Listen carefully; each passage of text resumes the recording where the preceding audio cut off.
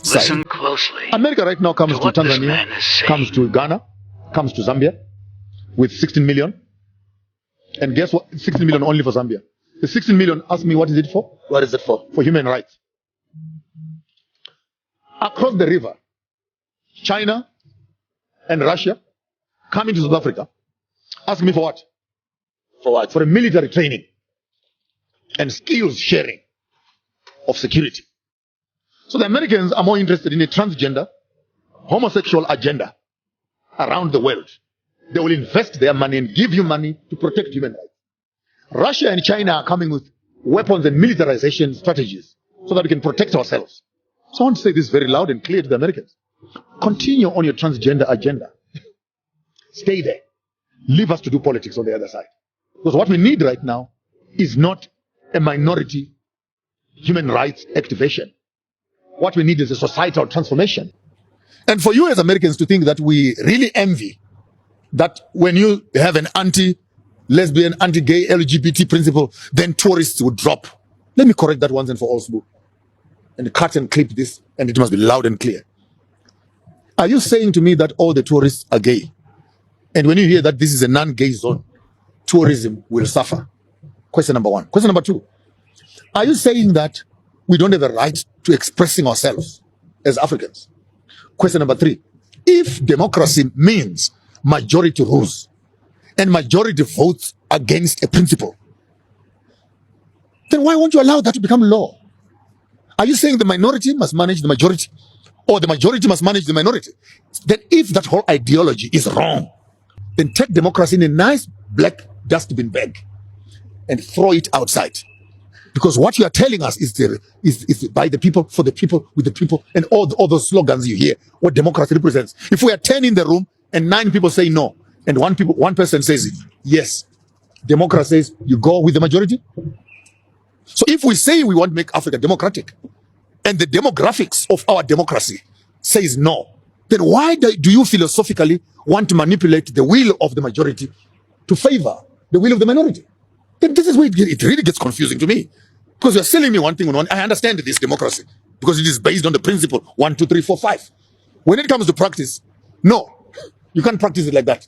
Then what do you want? Do you want democracy? You want anarchy? You want indigenous governance systems? You want meritocracy? Maybe let's find another way of governing ourselves. But the ideology of democracy being founded on majority rule does not count. Because the rule that runs the South African constitution right now is not majority count. I will go on record for being on your show and saying it loud and clear without mixing words. Put 100 people on an island and lock them away from everybody. Put 100 people on an island who are heterosexual. Those are homosexual. Come back after 50 or 20 or 30 years. On that island, you'll find graves with no living being there. On this island, you'll find 10,000 people growing and exploring and moving. So having said that, we as a society, particularly as African society, we also as traditional people have a right to our self-preservation and continuity as a people. Alternative lifestyles must be practiced where they must be practiced, but the main agenda of societal drive must be left to the right, because even those that are on the left come from the right. I don't know if that makes sense to you. The conversation that we had for the same-sex marriages was very tricky for me because it did not seek to address the core issue. Are we saying this is what the people want? Or are we saying this is what the international community wants? Point number one. Point number two, in the event that I decide as a heterosexual that I want to bring up my children in a heterosexual way, why does the homosexual want to stand on the path of my own children and how I want to institutionalize them and then pollute them with what they want? If you want to pollute these children, make your own. Why come to the heterosexual and then dictate the ways of the homosexual? So who has got the right this time? Are you saying the rights rely with the homosexual or the rights rely with the heterosexual? The balance needs to be found right there. That every citizen has got the right to life and decide how they want to run their lives and how they want to bring up their children, etc. And so ultimately we might end up with an Urania. Let's create a state where this can happen there.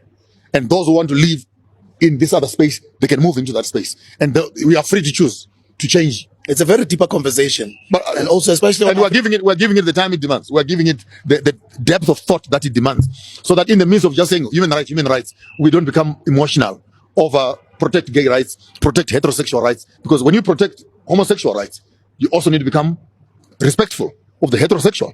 And when you're promoting heterosexual, you also need to protect the homosexual.